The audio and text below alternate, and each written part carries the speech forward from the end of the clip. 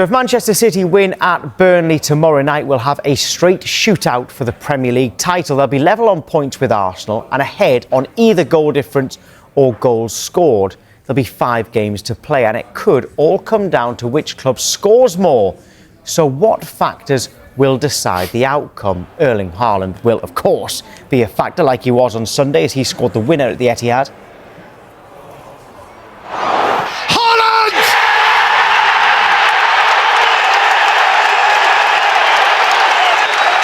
Manchester City in charge again. The striker certainly enjoyed it at full time as his side went within 3 points of Arsenal. But a defiant Declan Rice said to his teammate Martin Odegaard, "It's not done."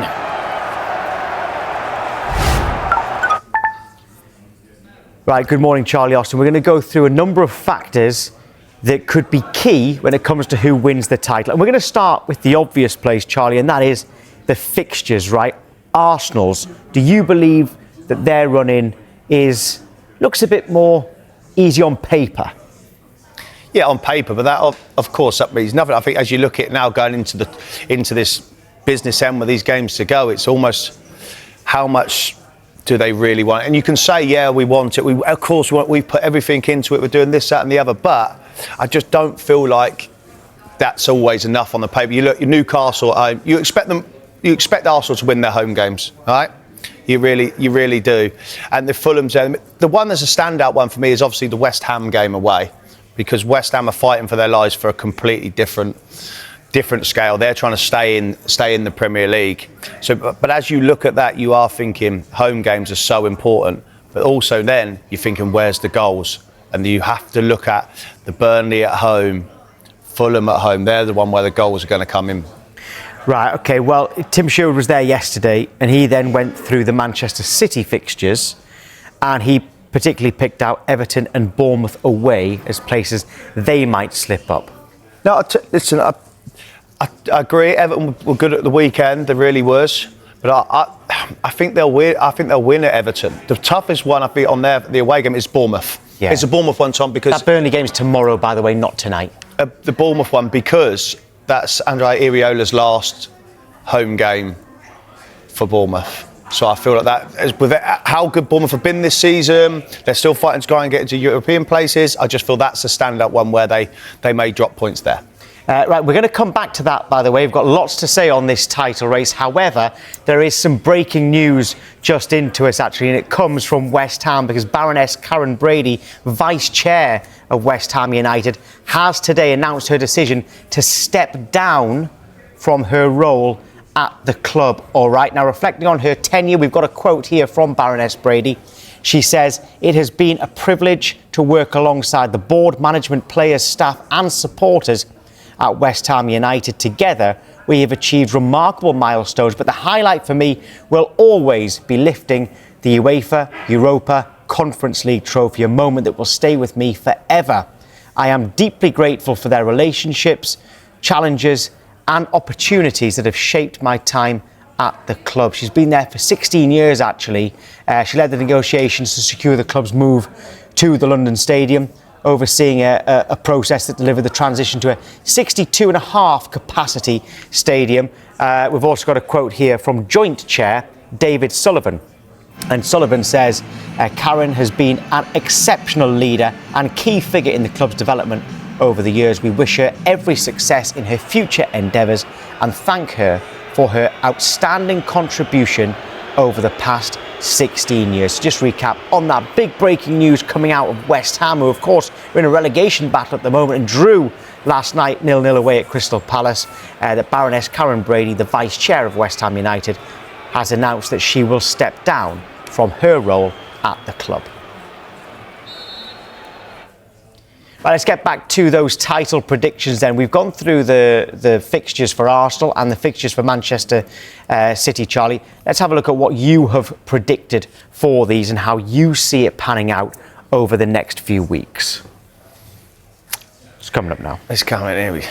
OK, so you've got... that's interesting. You've now got just...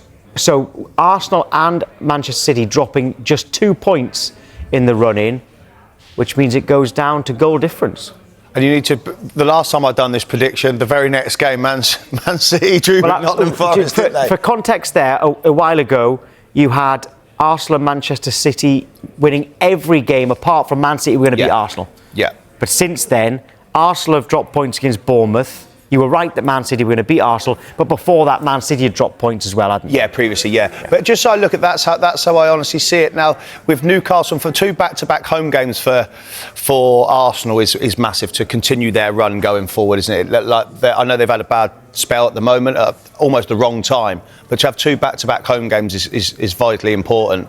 But I think the West Ham game for me is a tough one because they are fighting to stay in the Premier League. So you've got Manchester City to win it on goal difference there, because yesterday Tim had Arsenal winning every game, but Manchester City drawing away at Bournemouth, so same thing, but also drawing away at Everton, and that had Arsenal winning the title. All right, I think we might keep this one going throughout the week with the other guests as well. But OK, so much is on the managers as well at this critical phase of the season. No question that Pep Guardiola has the experience. 12 league titles in Spain, Germany and England. Mikel Arteta, he does just have that one trophy, and that was the FA Cup for Arsenal. So how big a factor is Pep's experience? I think Pep's experience in general is a massive factor. Regardless of him winning all the trophies that he has, he's arguably one of the greatest managers that we've ever seen.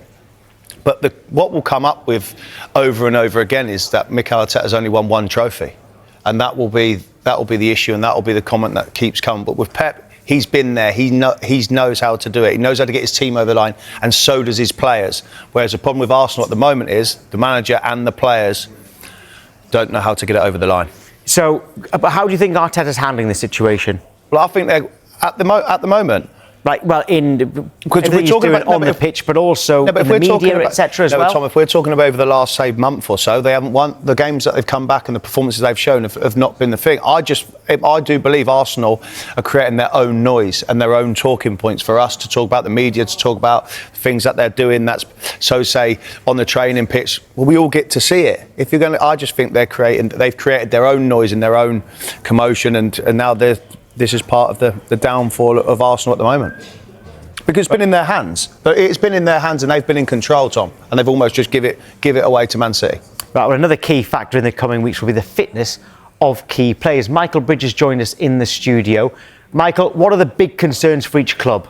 Well, there are a few concerns for Arsenal and Manchester City, who've had a fairly settled and successful starting 11 in recent weeks. But there was one big concern from the weekend. Rodri substituted in the 88th minute on Sunday with a suspected groin injury. Now, Pep Guardiola said after the game they needed to assess the extent of his injury. Now, we may find out more this afternoon. Listen up, Manchester City fans. Pep Guardiola faces the media 12:30 this lunchtime. Of course, you can see that live right here, and he'll be certainly asked for an update on Rodri. Now, as for Arsenal, well, Arteta was desperate to get back Bukayo Saka in the team on several occasions. He said it's a matter of days, not weeks, for his return from an Achilles injury. But as Arsenal fans know, Saka hasn't played since the Carabao Cup final, which has coincided with Arsenal's slump in form. Now, Arteta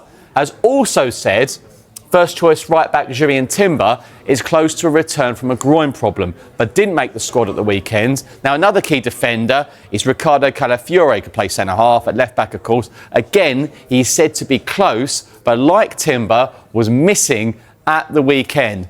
The return of those 3 players